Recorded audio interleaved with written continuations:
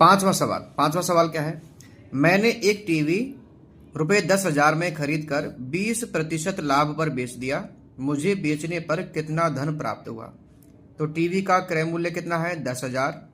लाभ कितना कमाया? 20%। तो इसमें क्या बताना है कि बेचने पर जो लाभ हुआ है वो लाभ बताना है कि कितने रुपए का लाभ हुआ है। यहां प्रतिशत दिया हुआ है, लाभ निकालना है। देखिए, टीवी का क्रय मूल्य 10,000 रुपए है, लाभ बराबर 20,000 है, सॉरी 20% है। तो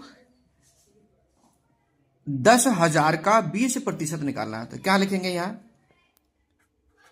10,000 का 20% बराबर कितना होगा? तो 10,000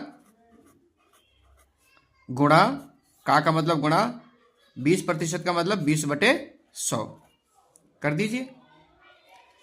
एक जीरो से एक जीरो काट दीजिए और एक जीरो से एक जीरो काट दीजिए। ठीक है, कितना आया? कितना बचा? इकाई, ढाई, सैकड़ा, हजार। 1,000 गुणा 2, 1,000 गुणा 2 करेंगे तो 2,000, 2,000 रुपए। तो उनको लाभ कितना हुआ? 2,000 रुपए का लाभ हुआ। तो यहां लिख देंगे लाभ बराबर 2,000 रुपए। ठीक है, तो टीवी को बेचने पर जो लाभ हुआ वो 20% था, लेकिन यदि रुपए में गिने तो कितने रुपए थे? वो 2,000 रुपए। ये 20% लाभ हो गया। छठा प्रश्न देखिए, जूही एक वॉशिंग मशीन रुपए 13,500 में बेचने पर 20% की हानि उठाती है। उसने वह मशीन कितने में खरीदी थी? विक्रय मूल्य है 13,500 रुपये, 20% की हानि हुई और मशीन कितने में खरीदी, यानी कि हमें क्रय मूल्य निकालना है। वॉशिंग मशीन का विक्रय मूल्य है 13,500 रुपये, यानी 13,500 रुपये में बेचने पर उसे हानि हुई है 20% की। कितने प्रतिशत की हुई है? 20% की। अब हमें क्या निकालना है? हमें निकालना है क्रय मूल्य, निकालना है हमें कि क्रय मूल्य कितना है। अब देखिए हम क्या करेंगे इसमें कि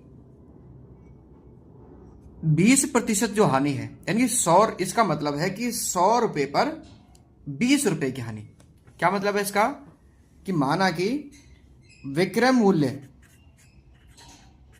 मूल्य यदि 100 है, यदि 100 रुपए है तो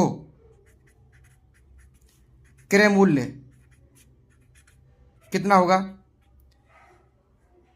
100 रुपए जब विक्रय मूल्य है तो क्रय मूल्य कितना होगा? इस हानि को घटा देंगे हम 100 में से, यानी कि 100 माइनस 20 बराबर 80। 80 रुपए उसका विक्रय मूल्य हुआ, यानी कि 100 रुपए की चीज को आप जब 80 रुपए में बेचेंगे तो आपको 20 रुपए की हानि हुई। तो क्रय मूल्य कितना होगा उसका? 80 रुपए होगा। अब क्या है?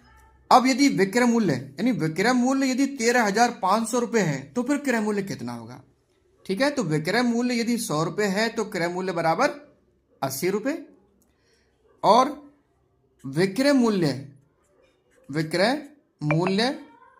13,500 रुपए है तो क्रय मूल्य बराबर कितना होगा?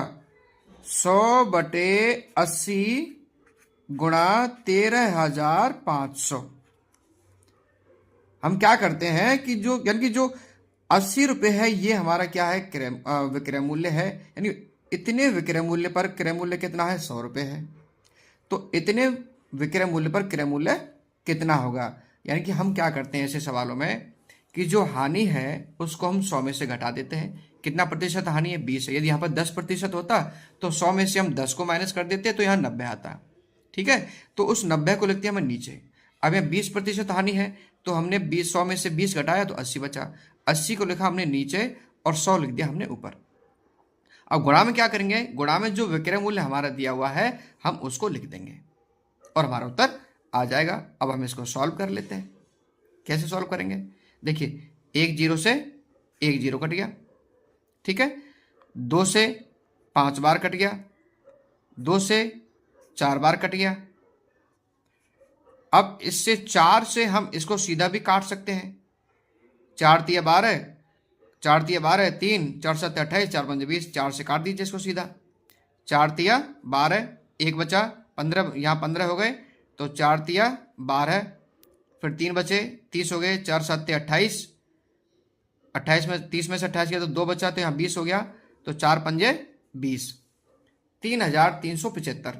अब 3375 का गुणा कर देंगे हम 5 से, तो कर दीजिए 3375 गुणा 5 कितना आएगा, 55 25, 25 हासिल लागी 2, 5 7 35 और 2 37, हासिल लागी 3, 5 दिया 15, 15 और 3 18, हासिल लागी 1, 5 दिया 15, 15 और 1 16, तो 16,875 रुपये ये उसका क्रय मूल्य है। क्रय मूल्य कितना है हमारा, 16,875 रुपये। तो यदि विक्रय मूल्य दिया हुआ है और हानि दी हुई है तो हमें क्रय मूल्य इसी तरह से निकालना है। ठीक है।